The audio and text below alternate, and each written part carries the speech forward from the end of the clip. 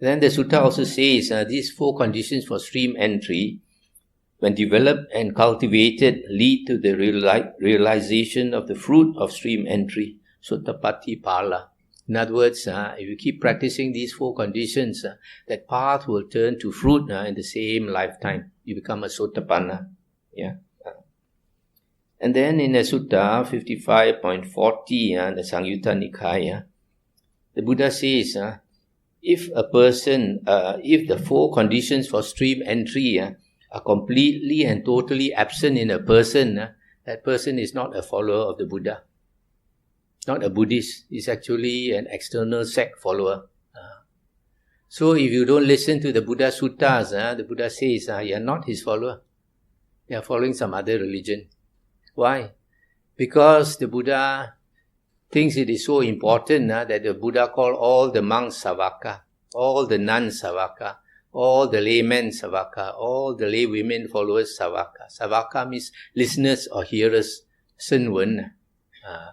So only if you listen to the Buddha's earliest discourses, you are considered a Buddhist. If not, you are not a Buddhist at all. Because one day you call yourself a Buddhist, we find many people after 10 years or so, they change their religion. They don't have that solid faith because of not understanding. But when you understand the Dhamma, your faith is not blind faith. Your faith is based on understanding. Okay, now I will give you a few examples in the suttas and the Vinaya that shows it is not so difficult for stream entry. In the Sarakani Sutta 55.24, there was a Sakyan by the name of Sarakani who had just passed away, and then they asked the Buddha, where was Sarakani reborn? And he said, Sarakani has gone for a rebirth, for a good rebirth. He was already a Sotapanna. So the news spread. But when some people heard it, they were very unhappy. They said, this Sarakani is a drinker, he likes to drink liquor. He cannot even keep his 5 precepts. If he can be a Sotapanna, we are all Sotapanna already because we keep the 5 precepts.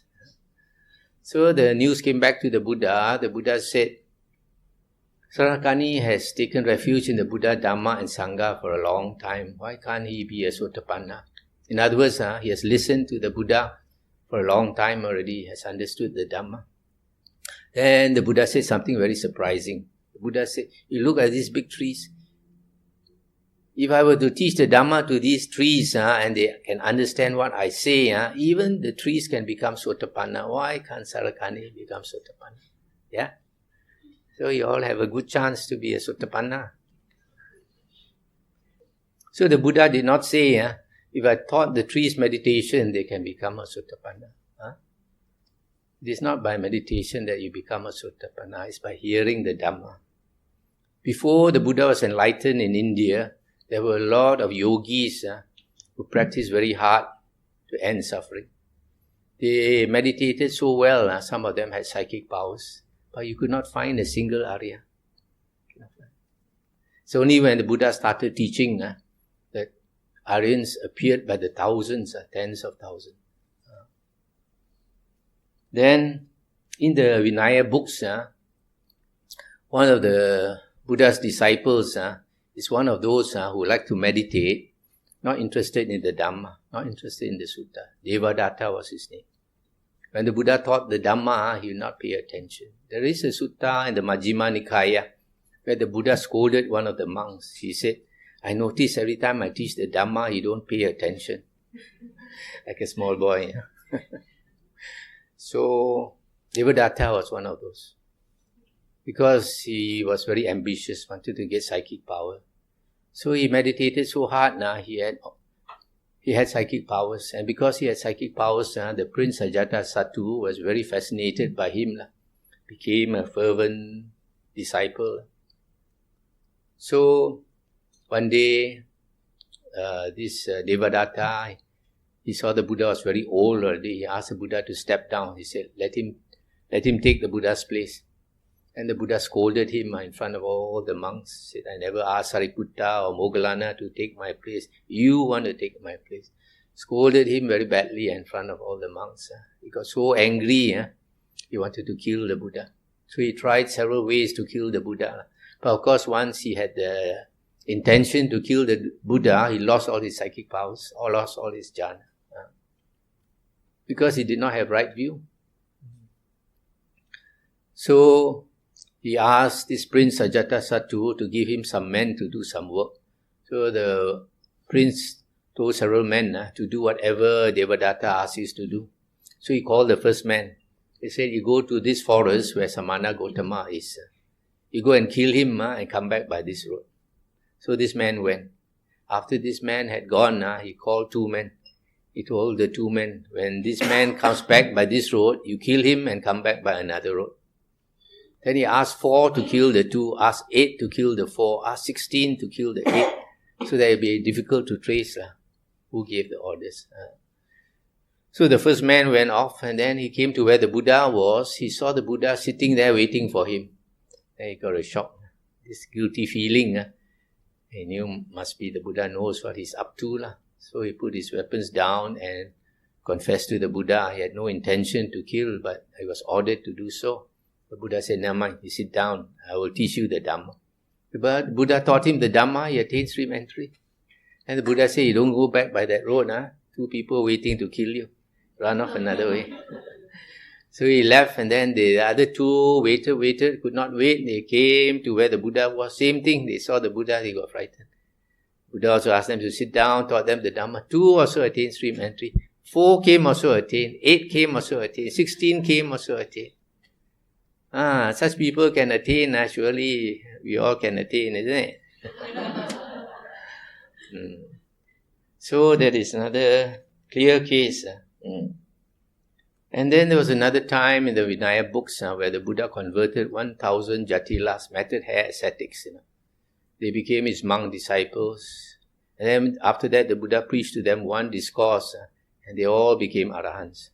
Then the Buddha brought them to Rajagaha to see King Bimbisara. And King Bimbisara threw a big lunch dana for all of them and asked the people of Rajagaha to come up and see the Arahants. It was very rare to see Arahants. So according to the Vinaya books and the suttas, 120,000 people came. So many. After lunch, the Buddha spoke to all of them, and all of them attained stream entry. And then another occasion in the Vinaya books, 80,000 people came to see the Buddha. First time they saw the Buddha. The Buddha preached to them the 4 Aryan truths, basically on impermanence. And because of impermanence, it gives us suffering. And impermanence also implies non-self. Nothing that is permanent in the world. Everything is changing like a flux of energy. Never stands still. So, they also, 80,000 also attained stream entry. So, some people when they hear this Bhante simply say, listening to Dhamma can attain stream entry. They are not happy. They say, during the Buddha's time is different. The Buddha is a Sammasambuddha. When he speaks, he has psychic powers people can understand. Is it true? Not necessarily, because they didn't study enough. In the Vinaya books, Sariputta and Moggallana, they were external sect ascetics, following, I think, the Samana Sanjiva, I think. So, one day, Sariputta went on alms round, Pindapata, and then he saw this Venerable Asaji, one of the first 5 Arahants, on alms round. And when he saw Venerable Asaji, he was taken back because Venerable Asaji looked so calm and the face was so serene and bright, totally different from other monks. So he went to Venerable Asaji and asked Venerable Asaji, Bhante, who's your teacher? He thought if the disciple is like that, the teacher must be greater. Who's your master? And what does he teach? So Venerable Asaji had just been an Arahant. Venerable Asaji said, I've just become a monk under my teacher. I don't know very much Dhamma. Then Venerable Sariputta said, doesn't matter, little or much, you just tell me what you know. Then Venerable Asaji said, my teacher teaches like this. Chinese we say 诸法因缘生, 诸法因缘灭. Yeah? All dhammas arise from conditions. All dhammas cease from conditions. So Venerable Sariputta is a very sharp person. When he heard that, he understood everything in the world arises from conditions. And because of conditions, they all cease. It's not like somebody created everything in the world. So he saw impermanence. Everything arises and ceases. He attained stream entry, right view. Then he found out where the Buddha was and all this. Then very happily he left and went to see Moggallana. Moggallana saw him also, thought he looked different and asked him what happened. And then he told Venerable Moggallana the same thing. And Venerable Moggallana also attained stream entry. So you see, in the case of Sariputta, he did not hear it from the Buddha. He heard from an Arahant. Still can attain stream entry. And then in the case of Moggallana, he did not even hear it from an Arahant. He heard it from a stream enterer. Person who has just attained stream entry, if he teaches you the right Dhamma, you also can attain. Not necessarily Buddha. Yeah?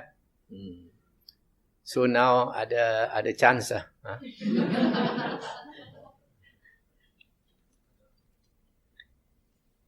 Once a person becomes a Sotapanna, there are 4 characteristics. He has unshakable faith in the Buddha, Dhamma and Sangha. He never changed his religion. And he has the Aryan precepts. What are the Aryan precepts? The Aryan precepts are found in the Aryan Eightfold Path. There are 3 factors that constitute Sila. Right speech, right action, and right livelihood. If you investigate this, these 3 factors, you find there are 7 precepts. 3 body precepts, 4 verbal precepts. Not to kill, not to take what is not given, that is not to steal, not to engage in sexual misconduct. Verbal, not to lie, not to engage in divisive speech, not to engage in coarse or vulgar speech. And the 4th is not to engage in idle gossip. So these are the 7 precepts. If you can uphold these 7 precepts, you have a chance to become an Arya. Also, once a person becomes a Sotapanna, he has a maximum of 7 lives left. So because of only 7 lives left, he has very little suffering. Because if you don't attain stream entry, you'll be going around the round of rebirths endlessly. Because the Buddha said, there's no end to samsara. There's no end to time. So in the long cycle of samsara, you will fall into the ghost realm countless times. You will be an animal countless times. You go to hell countless times. So once you become a Sotapanna, the suffering remaining is very little. Also because once you become an Arya, your blessings is very great. Very great. So the 3rd Bojjhanga, after you practice Sati and Dhamma Vichaya, you should attain stream entry. You should attain right view. After that, you practice Virya, energetic effort. And then that is the 3rd Bojjhanga. The 4th one is Piti. Piti is synonymous with the first jhana. The 5th Bojjhanga is Passaddhi, tranquility. Tranquility is synonymous with the 2nd jhana.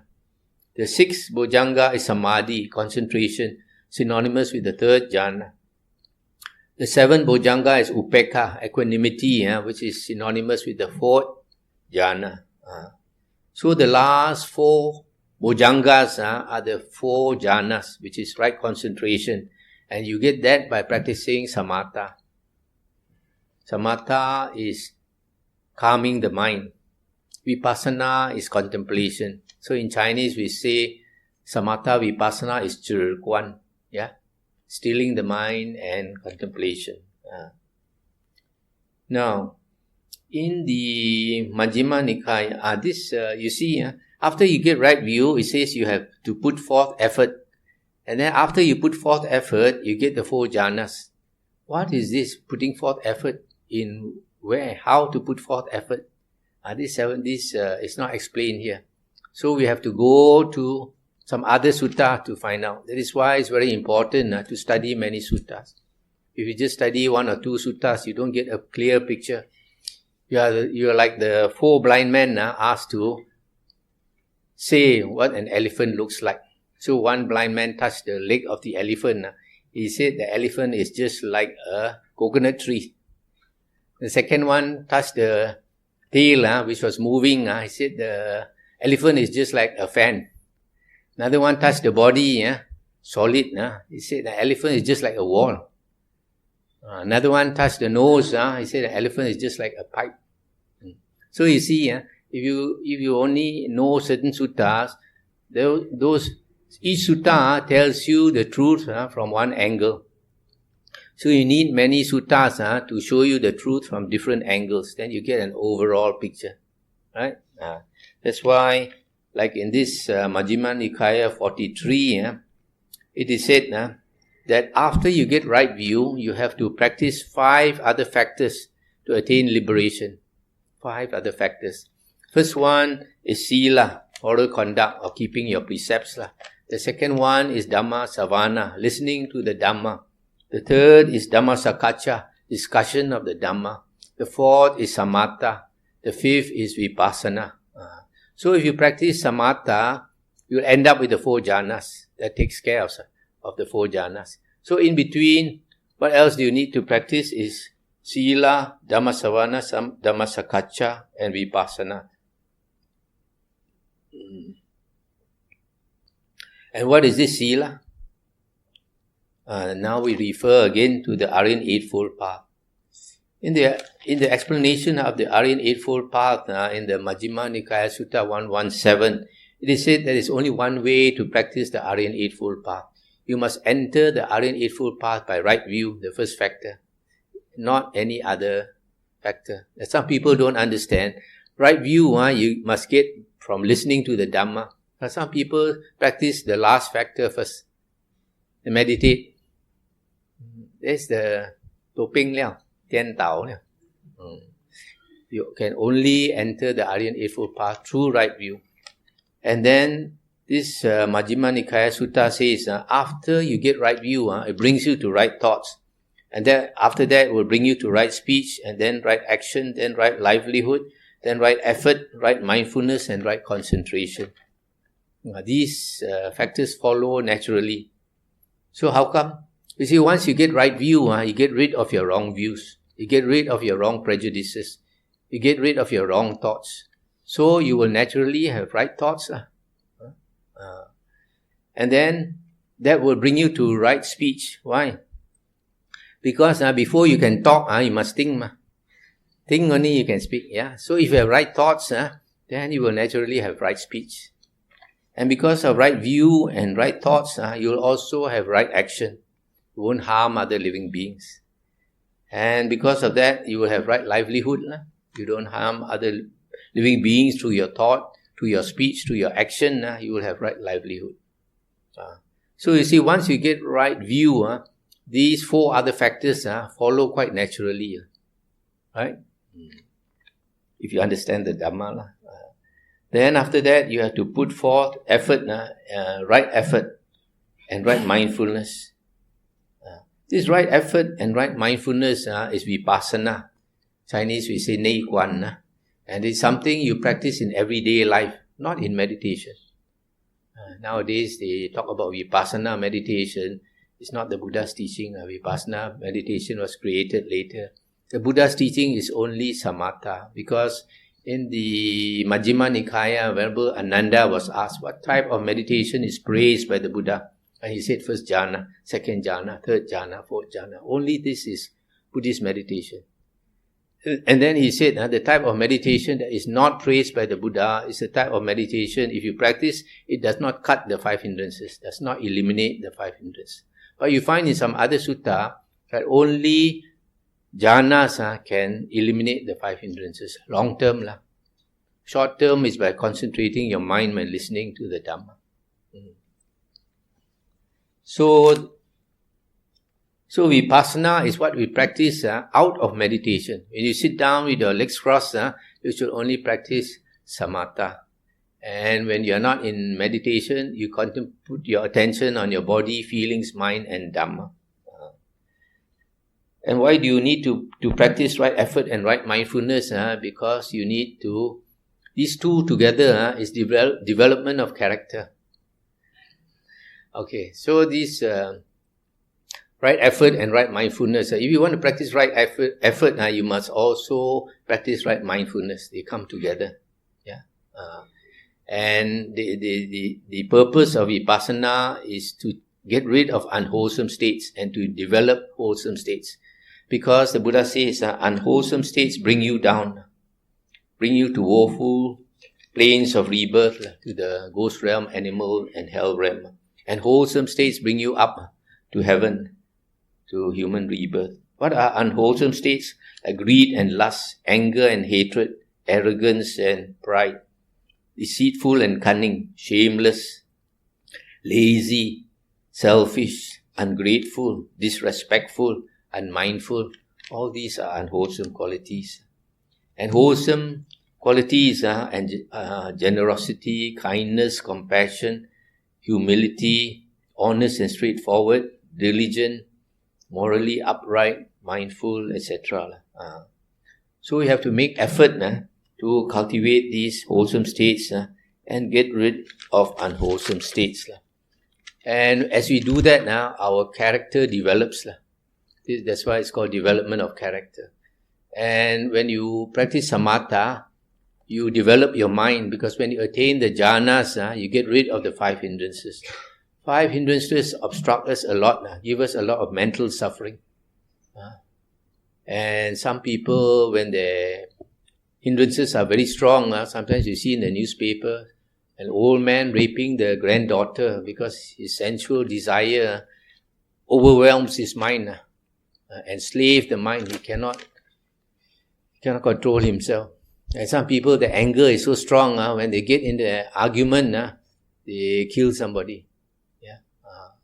So these 5 hindrances are great obstructions. But when you attain samadhi, they are pushed down to a low degree, where there are no more obstructions. It's not that they are not there anymore, they are still there. But they become so little that they are not obstructions. So I like to give a simile of the lalang. Lalang is a tall grass. Suppose you were walking in the jungle and in front of you 7-8 feet tall lalang. It's a big obstruction because you can't see the tiger hiding behind the lalang. And then as you walk through the lalang, it cuts your face, cuts your hands and all that. But if you cut it down to 12 inches, it is no more an obstruction. It is still there, 12 inches. So in the same way, if we attain the first jhana, it's like the lalang cut down to 12 inches. It's no more an obstruction. It's still there. And then when you attain the second jhana, it's like the lalang has cut down to 8 inches. When you attain the third jhana, it's like 4 inches. When you attain the fourth jhana, it becomes 1 millimeter. So little. That's why the Buddha praised the fourth jhana. The Buddha says when a person attains the fourth jhana, the mind is so still that the breathing stops. And then when he comes out of the fourth jhana, if he walks, he's like walking in heaven. If he sits, he's like sitting in heaven. If he lies down, he's like in heaven.